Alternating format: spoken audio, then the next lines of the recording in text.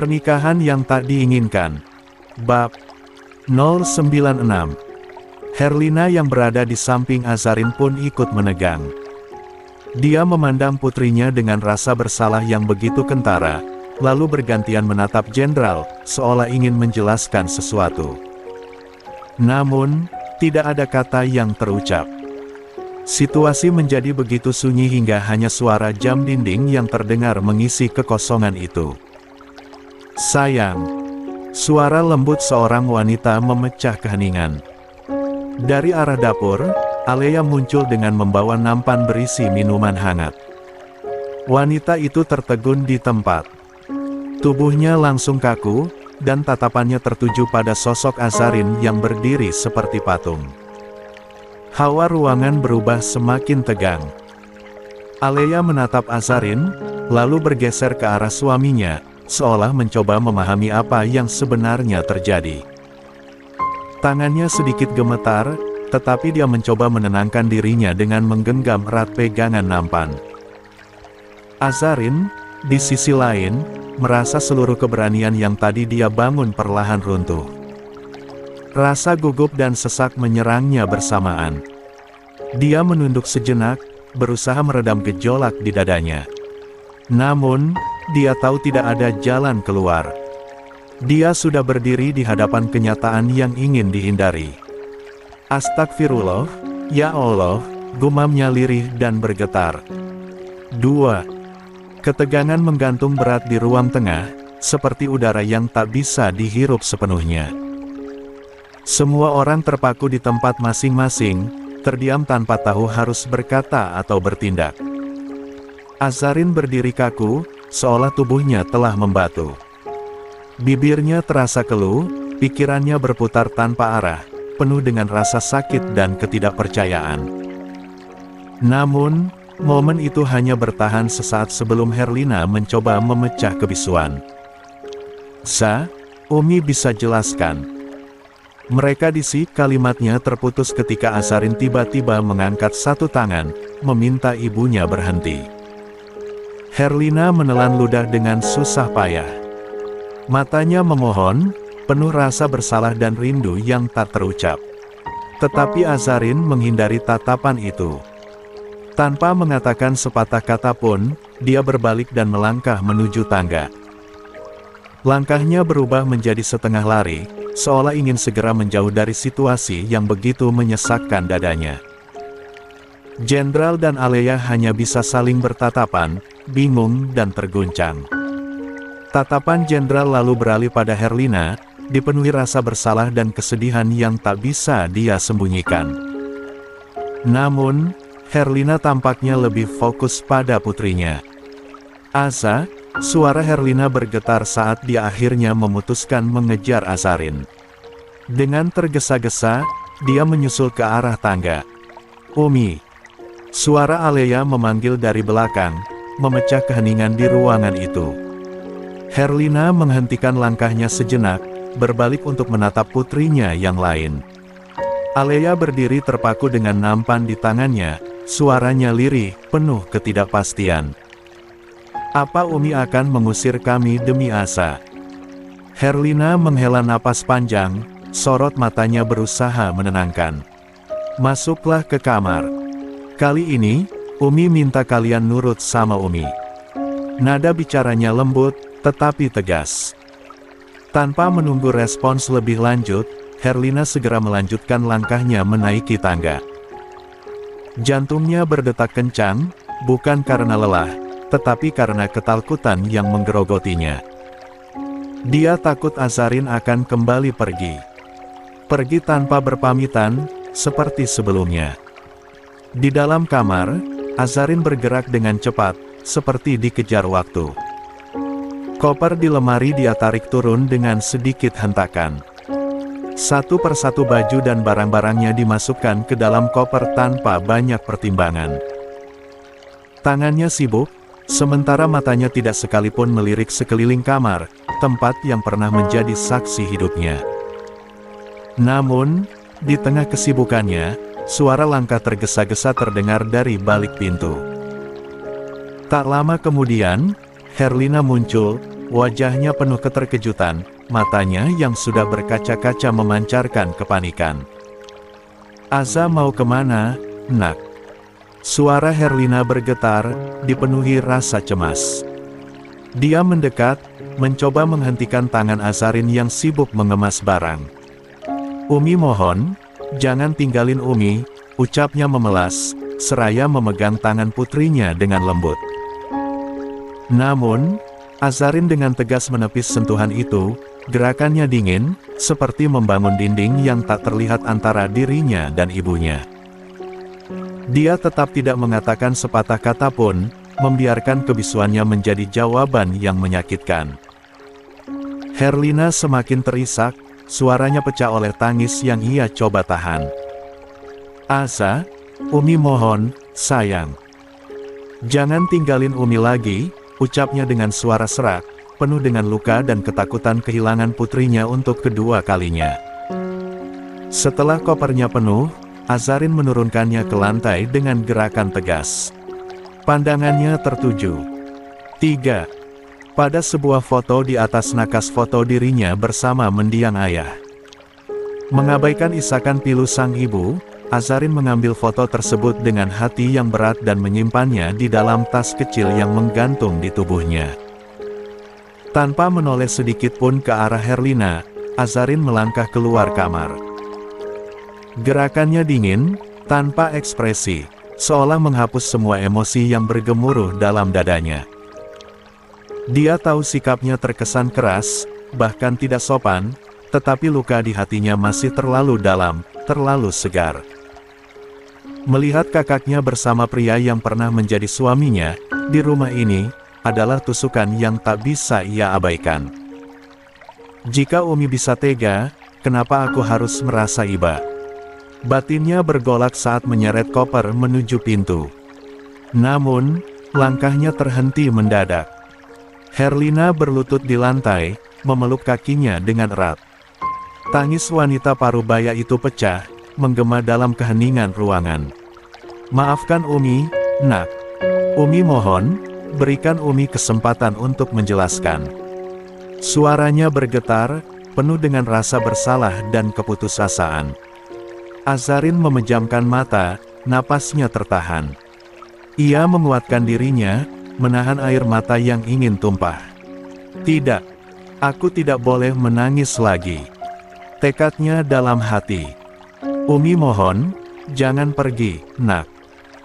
Umi gak bisa jauh dari kamu," pinta Herlina seraya menggeleng, menolak melepaskan pelukannya. "Umi," panggil Azarin pelan, namun dengan nada tegas. Dia menunduk, mencoba melepaskan tangan ibunya yang melingkari kakinya. "Umi, lepaskan." "Tidak, Nak." Tangis Herlina semakin lirih, tetapi penuh rasa putus asa. "Umi gak punya siapa-siapa lagi. Jangan tinggalin Umi lagi." Azarin menggertakkan giginya, mencoba menahan luapan emosi. "Umi, menahanku di rumah ini, sementara Umi tahu penyebab luka di hati Aza ada di sini juga. Apa Umi tidak pikirkan perasaan Aza?" Herlina menggeleng dengan air mata yang terus mengalir. Bukan begitu, Nak. Jenderal diusir ibunya, Alea masih belum pulih. Mereka hanya sementara di sini. Umi gak punya pilihan, Nak. Bagaimana mungkin Umi tega mengusir kakakmu?" Azarin menatap ibunya dalam, mencoba memahami alasan di balik keputusan itu. Setelah beberapa saat, ia menarik napas panjang, menahan gejolak di dadanya. "Kalau begitu, jangan tahan aku di sini, Umi," ucap Azarin dingin, suaranya terdengar mantap. "Aku akan kembali saat mereka tidak ada lagi di sini." Azarin tak lagi memedulikan isakan pilu yang menggema dari belakangnya. Langkahnya terasa berat, tetapi dia terus menyeret kopernya, menuruni tangga dengan hati yang penuh luka. Di belakangnya, Herlina meraung, memohon dengan suara serok yang mencabik-cabik udara.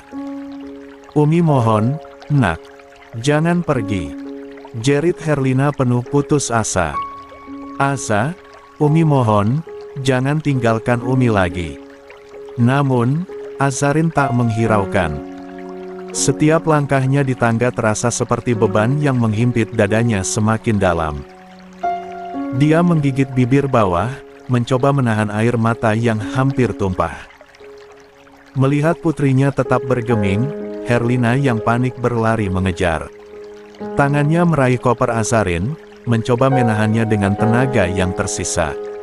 Namun, tanpa sadar, tindakannya justru membahayakan mereka berdua.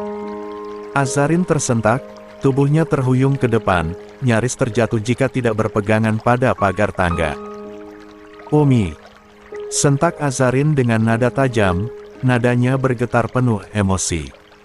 "Apa Umi ingin kita celaka hanya karena Umi memaksa aku untuk tetap tinggal?" 4. Herlina tak mengendurkan genggamannya. Matanya penuh air mata, dan suara tangisnya terus mengalir tanpa henti. "Umi mohon, nak, Umi gak sanggup kalau kamu pergi lagi. Umi janji, semuanya akan baik-baik saja. Tolong, nak." Namun, kata-kata itu hanya memperparah rasa sakit di hati Azarin. Dia menatap ibunya dengan tajam, suaranya pecah saat dia berbicara, "Tujuan Umi memaksaku tinggal di sini, tapi tetap membiarkan mereka di sini, apa maksudnya? Umi tahu, merekalah sumber luka di hati Asa. Umi sendiri menjadi saksi semua itu." Azarin menggigit bibirnya, menahan emosi yang memuncak. "Bahkan waktu itu, saat dia mengalami pendarahan, Umi memilih tidak percaya padaku. Bagaimana kalau hal yang sama terjadi lagi? Umi pasti akan menyalahkan aku." Nada suaranya meninggi, penuh kepedihan, enggan menyebut nama Alea. Herlina menggeleng dengan air mata yang semakin deras. "Umi tahu itu salah Umi, nak.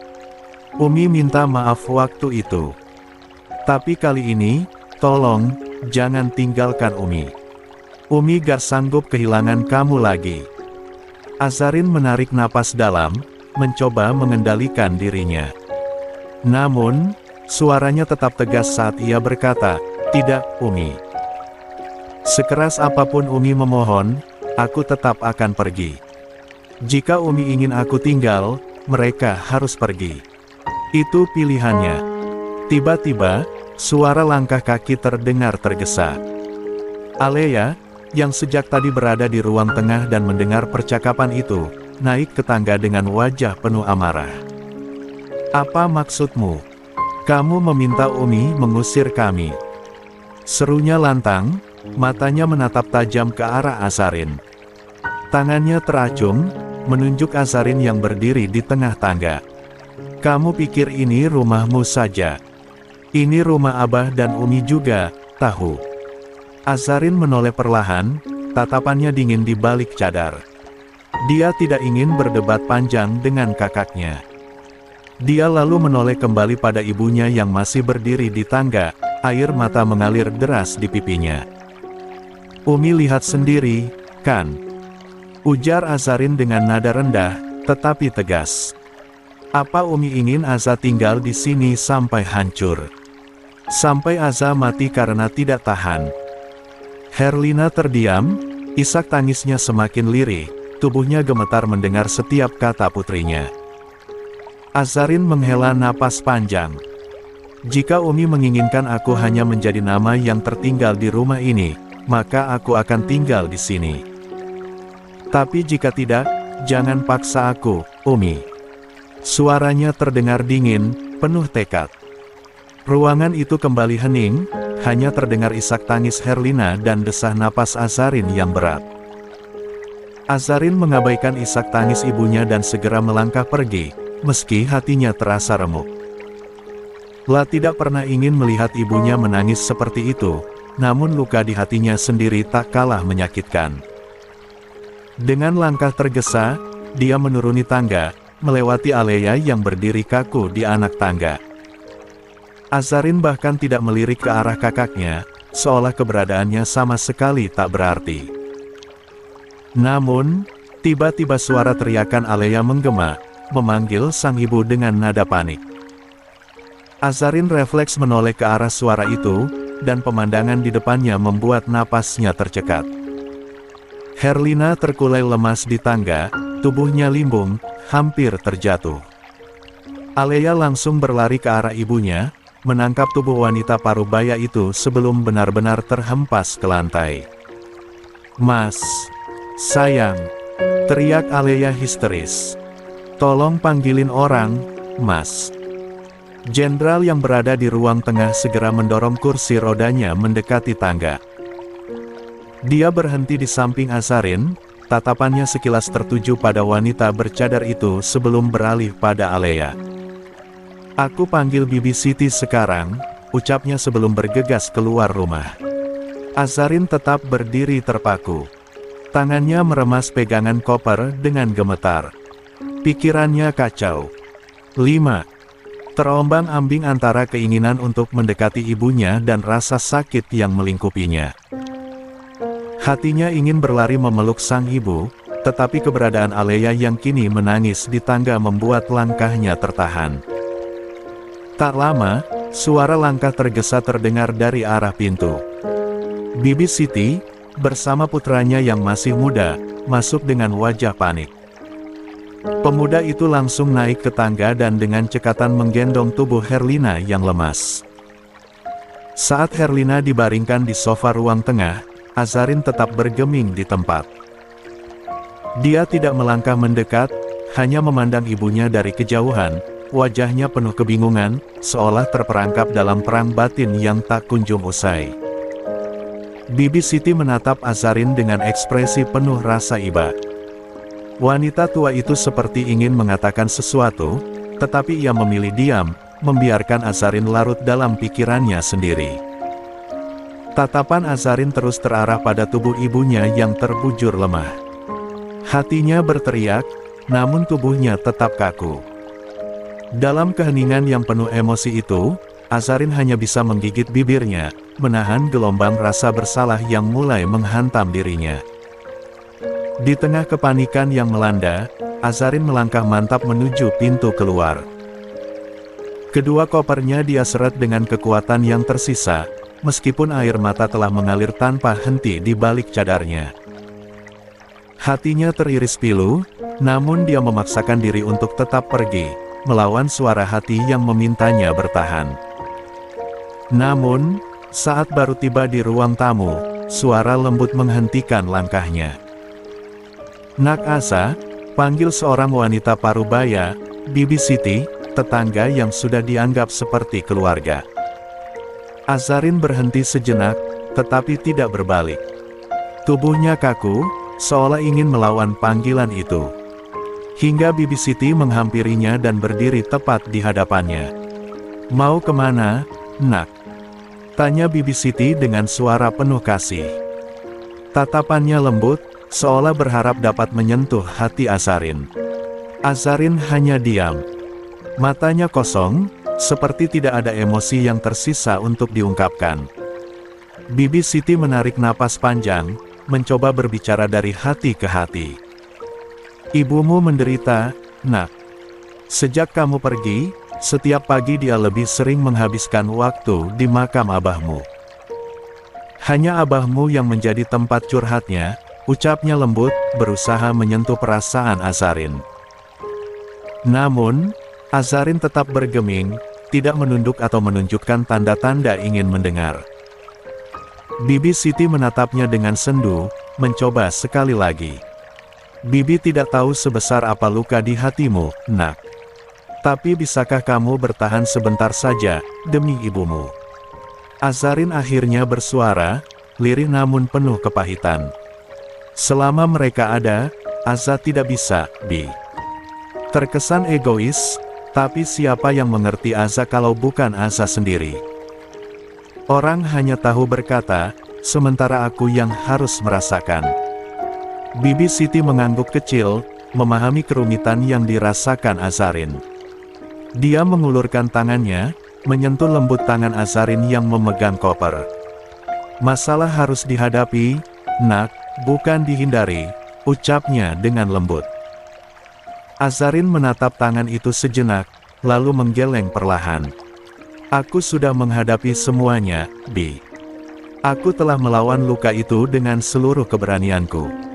Tapi sekarang, izinkan aku menyembuhkan diriku sendiri. Nada suaranya terdengar lelah, tetapi tegas. Dia memalingkan wajah, berusaha menenangkan denyut sakit di dadanya. Jika Bibi ingin meyakinkanku untuk tetap tinggal, itu artinya Bibi tidak benar-benar memabami luka yang kurasakan.